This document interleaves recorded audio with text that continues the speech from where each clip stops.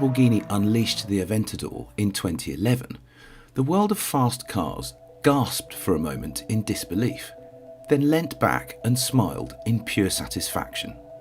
But since then, the atmosphere among the upper echelon of fast cars has thickened, and dynamically the Aventador has struggled to keep up.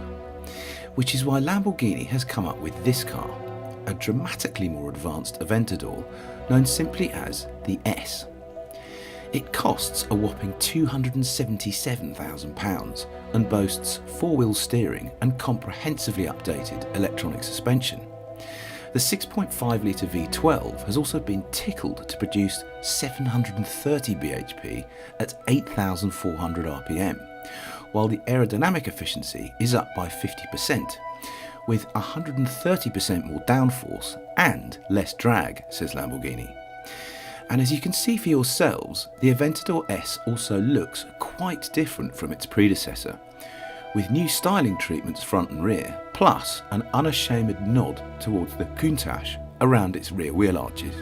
In the flesh, it looks sensational, to be honest, but the more important questions are, what's it like to drive, and has Lamborghini done enough to keep the car competitive with its increasingly brilliant rivals from Ferrari and McLaren et al.?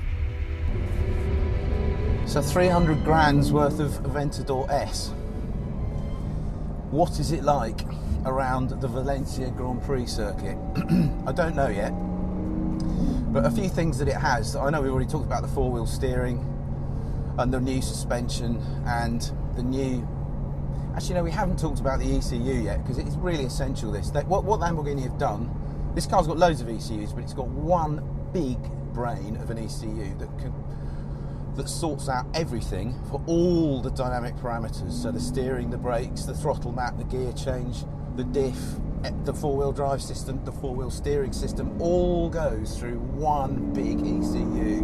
And they reckon that's made a massive difference to the kind of fluidity of feel and the consistency of response. And I have to say, I have done a few cheeky laps earlier in the wet. It's sort of drying out now, but it's still not fully dry. But they are not telling fibs. This thing, I hate the phrase all of a piece. So let's use the phrase as one. It really does have a lovely kind of rhythmic consistency to the way it does everything, which the old car didn't have. The old car felt like a bit of a fight under a roof, to be honest. This thing, though, it's just immense. I hope you're going to be able to hear what I'm saying. In fact, I'm not going to go too quickly just yet because, well, listen, there's no way you can hear me above that.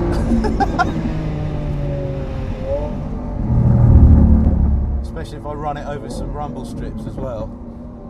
I've got it in Corsa because we're on a track, so you do.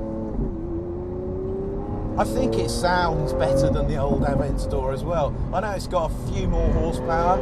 It's up to 730 now, so it's got another 38 horsepower compared with the previous Aventador. But it does seem to sound a bit naughtier. And I absolutely love what they've done to the steering and the response of this four-wheel steering system.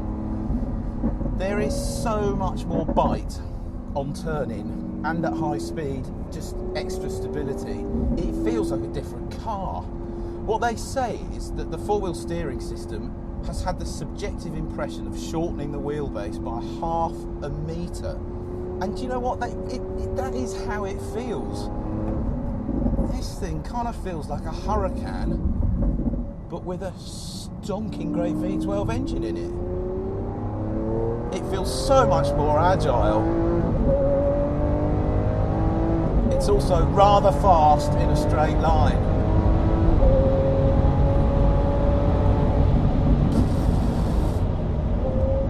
Carbon ceramic brakes are standard, they're just awesome. There's lovely feel through them.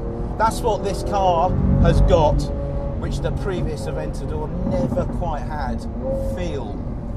The old one was fast, but you kind of, it was a wrestling match. It kind of had steering that didn't feel hooked up to the rear axle, and the brakes were a bit weird. and the throttle would kind of give you bursts of acceleration when you didn't want it. But every millimetre of travel on the throttle on this thing makes a difference, and that's just lovely. It just makes you feel so much more in control of it. There'll be no restrictions on production numbers for the Aventador S. Lamborghini expects to sell several thousand of them over the next 4 or 5 years, with the USA being the biggest market, Japan at number 2, and interestingly, the UK at number 3. Next time round, rumour has it that the V12 will be aided in its cause by hybrid electric power, much like the LaFerrari. But for the time being, the Aventador S makes do with a conventionally tuned V12. And there is nothing wrong with that. This is, after all, one of the greatest combustion engines of all time. And in this instance, it revs to an incredible 8,500 RPM before the limiter intrudes. And it sounds better than ever thanks to a new 30% lighter exhaust system. Oh my word. Listen to that.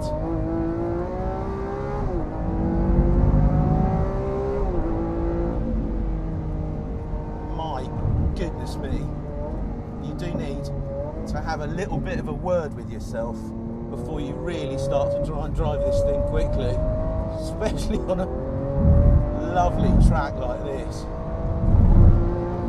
This thing has become a proper driver's car, not just a posemobile. I'm getting a bit carried away here. You kind of can't help it.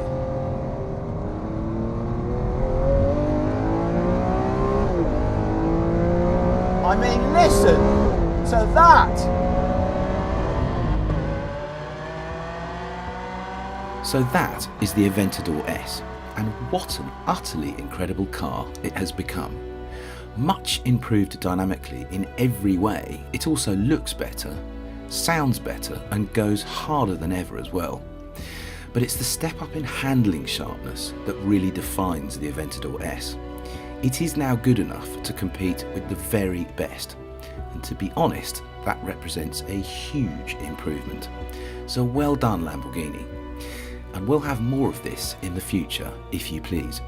Click on the video windows to watch first drives of the Aventador SV or the Hurricane LP 582.